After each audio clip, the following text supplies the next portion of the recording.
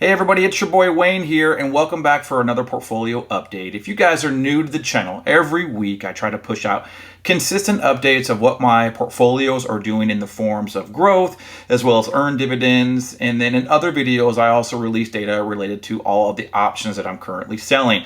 Let's go ahead and get right into it because I want to show you guys a newly created spreadsheet towards the end. So let's go and kick things off with dividends. The week began on June 6th. We're going to go ahead and focus on dividends received in M1, and you guys can see things kicked off with JEPI receiving $36.91, JEPQ $36, Johnson & Johnson $7.91, SO $8.87, and ExxonMobil $8.28. Remember with JEPI and JEPQ, these are variable dividends. And so unlike the other stocks that are out there with a consistent dividend payout 4 times a year, JEPI, JEPQ, those are monthly payers, and that dividend is going to vary month to month. Now, I will tell you, that's a big drop off from the dividend payments from last month in regard to both JEPI and JEPQ. But again, it's to be expected with what's going on currently in our economic climate. So within M1, that means I made a total of $97.98 for the week. All right, let's go ahead and give you guys a look at all the dividends that I received in Robinhood. And there was only 2 dividend payments this past week, but they were rather large. Things kicked off on June 8th when I received $136.77 from Microsoft, one of my biggest dividend payments in my Robinhood brokerage. I currently own 201 shares, and you guys can see here the dividend payment per share is 68 cents. Pfizer also paid me out $41.63. You guys can see here 41 cents a share for the 101 shares that I own. That means within Robinhood this past week, I received $178.40. That's a total just in the past week, dividends received for $276.38. So before we update the spreadsheet, let's give you a look as to how things concluded last week.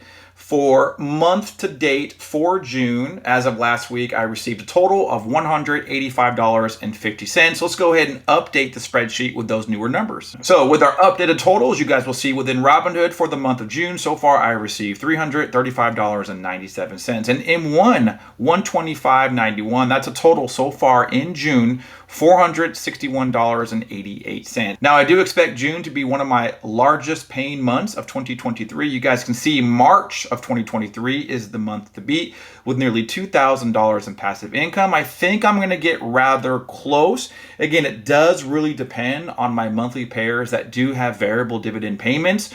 So going back to what I said about JEPI and JEPQ, those took a little bit of a hit if we're comparing May to June. So we'll see if we get to that 2,000 threshold. You guys will have to remain tuned in. All right, let's go ahead and show you guys portfolio performance. We're going to go ahead and kick things off with Robinhood. You guys can see for the past week, I am up 1% or about $3,940. For the past month, you guys can see I'm up nearly 3%, otherwise 11,000. For the last 3 months, I'm up 11.86%. And guys, year to date, things are looking rather good. Up nearly 21.43%. That means for my all-time holdings, I am almost at a break-even point, maybe going to see profitability sometime in the next week or month. So as it stands right now, my portfolio within Robinhood sits at $386,000 plus. Switching over to M1, you guys can see that I'm up 1.47% for the week. If we look at the month view, I'm up 3.22%. And year to date, guys, I am up 3.37%. That's about $4,000 on my 136,000 plus portfolio. Let's go ahead and take a look at the total amount of holdings. As you guys can see here, I own a total of 47 positions within my M1. And for my all-time unrealized gain or loss, I am down just under 1%. Otherwise $1,100. As you guys know, Monday through Friday, I deposit $100 per day for a total of $500 on a weekly basis. Now, nearly 100% of that money, along with every single dividend that I receive within M1, goes to the stocks within that long-term hold slice.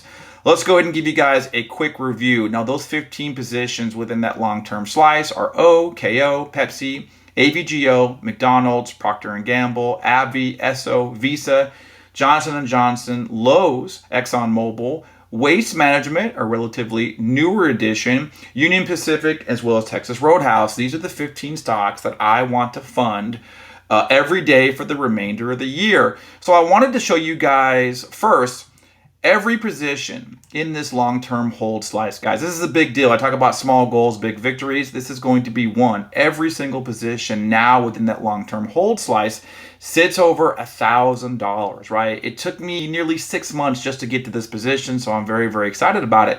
But one of the things that I haven't been doing is tracking the status of what that dividend income means by slowly building out this portfolio. And so I want to show you guys just in shares where we've gone from January to today. And it's so cool to look back. You look at Visa, you look at Union Pacific, you look at Texas Roadhouse, where I didn't even own one complete share. And then we look at where we're at today, right? Texas Roadhouse, I'm at 9.45 shares. Union Pacific, I'm at 5.18 shares. Visa, which is a rather pricey stock, I'm at 5.42 shares. So the dividend snowball, the compounding effect, it's real, guys. And one of the things that I would encourage you to do, and you know I'm going to say this, is track your progress. And this is a relatively newer spreadsheet that I just put together.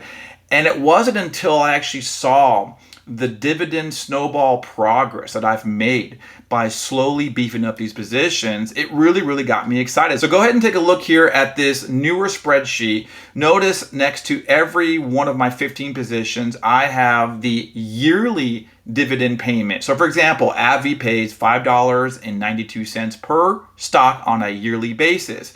Waste Management pays out $2.80 on an annual basis. So when you guys are looking at these numbers, January to June, this is not the amount of money I received that month. That is the amount of money that I would earn on an annual basis based on the shares that I owned in January all the way through June. So take a look here, guys, at January. I was earning, based on how many shares I owned of each of these 15 positions, I would be making $837.40. But of course, every day I'm contributing money, and all of my dividends, they are being reinvested in that long-term slice. So if we look at January to February, guys, it's been slow, but it has been upward progress. And I went from $837 to $900.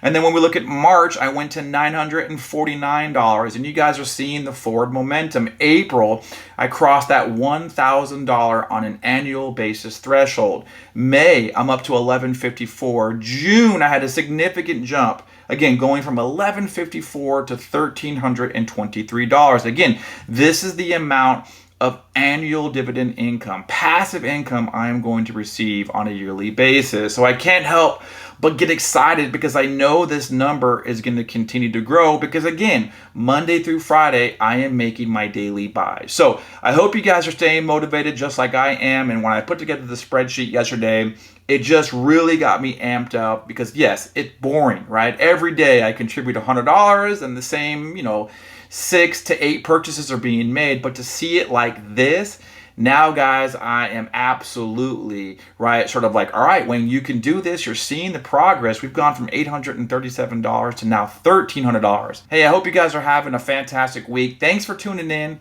We'll see you on the next one.